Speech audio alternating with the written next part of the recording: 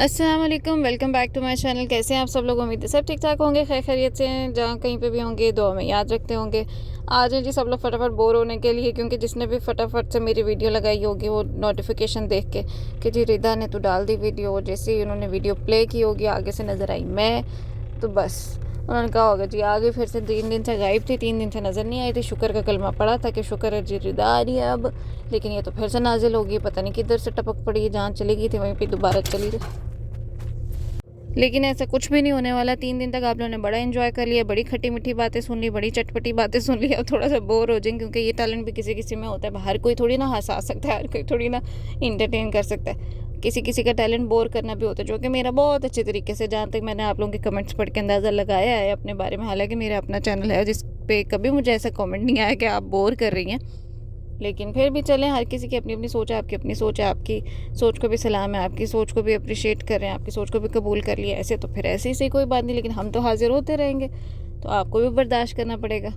बाकी जी अभी मैं निकली थी घर से, मुझे जाना था, यहाँ पास में लुलु है, मुझे कुछ दवाइयाँ वगैरह लेनी थी। इतनी महंगी कोई दवाइयाँ यहाँ पे, बच्चों की अगर तबीयत ख़राब हो जाती है खुदा न खास्ता तो लग बते जाते हैं यहाँ पे। एक खांसी का सिरप है वो 65 दिरहम का, यहाँ पे सिर्फ खांसी का सिरप, और बाकी दवाइयाँ तो फिर भूल ही जाएँ। इससे ऊपर ऊपर ऊपर फिर जो भी बुखार हो गया, और फिर जो भी, फिर दवाइयाँ और ज़्यादा महंगी होती जाती हैं। लेकिन ये शुक्र है कि फ़ार्मेसी वाले, बहुत सी बीच में फ़ार्मेसीज़ हैं जो प्रिस्क्रिप्शन के बगैर दे देते हैं, थोड़ा सा रहम खा लेते हैं, नहीं तो हाल कोई नहीं है। डॉक्टर के पास चले जाओ तो जो स्पेशलिस्ट हैं वो तो 325 दिरहम 350 दिरहम इतनी महंगी फ़ीसें लेते हैं। और फिर अगर उनको बोल दो ना कि भाई साथ में एक दूसरा बच्चा भी है, उसको भी यही प्रॉब्लम है, थोड़ा खांसी है, आप थोड़ा उसको भी देख लें, थोड़ा आपने बताना ही है, बस ज़ुबान ही हिलानी है कि भाई क्या मसला है आपसे। कौन सा हम लोग बोल रहे हैं कि हमें पर्चियाँ लिख के दे दें, लेकिन नहीं जी, आप दोबारा फ़ीस पे करके फिर हम बताएंगे। बहुत से डॉक्टर ऐसे भी करते हैं, मुसीबत ये। खैर इंश्योरेंस करा लो, हेल्थ कार्ड बना लो, 100 स्यापें 100 तरीके, लेकिन जो कर ले ठीक है, जो नहीं करे फिर वो भुगते बैठ के। बाकी आजकल हम लोगों का मिशन यही है जी, घर ढूंढ लो, घर देख लो, घर पसंद कर लो, घर को रिजेक्ट कर दो, दूसरे घर में चलो जो दूसरा पसंद कर लो। एट द एंड इतने सारे घर देखने के बाद आज की वीडियो में भी आपको सिर्फ घर ही घर नज़र आएंगे। इतने ज़्यादा पोर्शन, इतने ज़्यादा घर देखने के बाद एट द एंड अब सोल्यूशन हमें क्या मिला जी? हम अपना घर बना रहे हैं यहाँ पे यूएई में। बहुत से लोग सुन के हैरान परेशान होंगे, तजस्सुस में भी होंगे कि यार दुबई में अपना घर कैसे बन सकता है। दुबई में भी कोई ऐसा सीन होता है जी प्लॉट ख़रीद लो घर बना लो, ऐसा कुछ नहीं है। अभी मेरे हस्बैंड और मेरे जो भी नेबर नुबर हैं जिनको इस बारे में इल्म था, वो और जो लेबर है वो सब लोग गए हुए हैं सामान लेने के लिए, बनाने के लिए, घर बनाने के लिए सामान लेने के लिए गए हैं। यहाँ पे मार्केट है पास में 6 नंबर, वहाँ से बड़ा सस्ता सामान मिल जाता है सारा, वहाँ पे गए हुए हैं। अब देखो क्या होता है, जैसे जैसे कंस्ट्रक्शन शुरू होगी, जो बनेगा, जो बनना शुरू हो जाएगा वो मैं आपको दिखाऊंगी साथ में। थोड़ा आपके लिए भी एक नई चीज़ हो जाएगी, थोड़ा आप लोग भी शायद थोड़ा सा कम बोर हो। लेकिन पहले मुझे बड़ा आप लोगों के ना कमेंट्स इफ़ेक्ट करते थे कि यार क्या बोल रहे हैं आके, मैंने क्या ही कर दिया है। कोई मुझे आके बोलता था कि जी आपने तो रिदा का नाम ख़राब कर दिया है, आप तो पता नहीं क्या ही कर रही हैं इस चैनल पे आके, आपने तो चैनल हैक कर लिया। और मैं रिदा को फिर उसके स्क्रीनशॉट भेजने, कभी हमने साथ बैठ के देखने की यार ये क्या कमेंट आ रहे हैं, लेकिन फिर हंसना अब मुझे आदत हो गई हुई है। इसलिए जैसे मैं वीडियो बनाना शुरू करती हूँ या मैं ऑडियो रिकॉर्ड करना शुरू करती हूँ, मुझे पता होता है ठीक 2 मिनट के बाद, ठीक 5 मिनट के बाद जो कमेंट्स की भरमार होनी है, लो जी।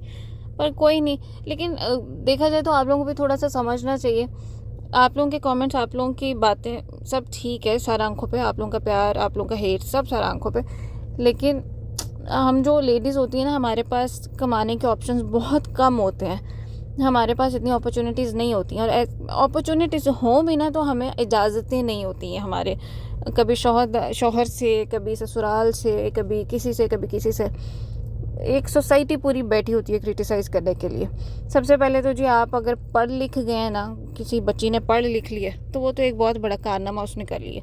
बहुत सी फैमिलीज़ अभी पेशावर में, मैंने कुछ यहाँ पे हैं फैमिलीज़, उनसे उठना बैठना था तो उनकी बच्चियाँ बताती हैं कि जो हमारे पीछे ख़ानदान में, हमें तो पढ़ने की इजाज़त ही कोई नहीं है ना, तो अगर कोई सर मार के पढ़ भी ले तो वो बड़ा उसने कोई तीर मार लिया, उसके बाद जब फिर शादी होती है फिर एक और महाज पे खड़ी हो जाती है औरत की, क्योंकि इजाज़त ही नहीं होती है कि जी अब पढ़ लिया तो ठीक है, अब घर पे हांडी रोटी करो, जॉब करने की क्या ज़रूरत है। लेकिन जो महंगाई के हाल है, जॉब भी करनी ज़रूरी होती है, लेकिन वे वहाँ पे आ जाता है जी नहीं जी साड़ी बुढ़ी ने कोई और वेखे तो वेखे ही क्यों। खुद बेशक 4-4 को ताड़ रहे हों बाहर जाके, होता है भाई बहुत बहुत से लोगों को अगर बुरा लगे तो, लेकिन हकीकत यही है, ऐसा होता है कि आप किसी को भी देखो लेकिन कोई आपकी को ना देखे, ऐसे ही होता है। लफ्ज़ सख्त है, हो सकता है गलत भी हो, लेकिन सोच सही है भाई, नज़रिया सही था।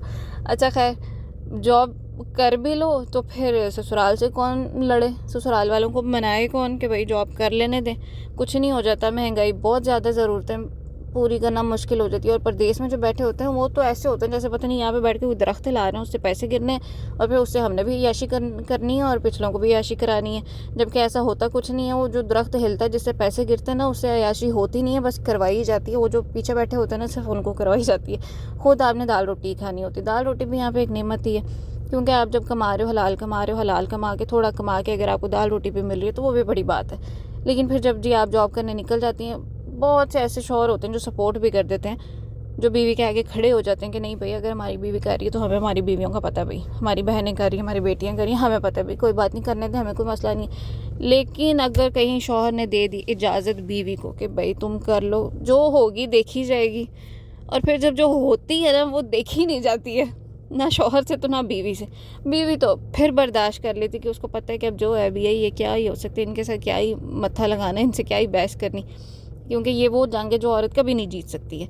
लेकिन ये वो जंग भी है जो मर्द भी कभी नहीं जीत सकता है, कोशिश भी कर ले तो भी, क्योंकि उसके आगे इतने सवाल खड़े हो जाते हैं। हाँ जी भाई, तुम ही हो जिसने इसको बिगाड़ा, तुम्हारी वजह से ही आज इसकी इतनी लंबी ज़ुबान है, ये जो 4 फुट की है ना इसके मुँह में, वो तुम्हारी वजह से ही है। जबकि हालात कुछ और ही होते हैं, जो उसको आप दे रहे हो उससे आप वही ले रहे हो। अगर आप उसको भी ठीक तरीके से रखो तो वो भी आपको ठीक तरीके से रखेगी, लेकिन जो है वैसे ही है। फिर जो शौहर की शामत आती है वो एक अलग ही होती है।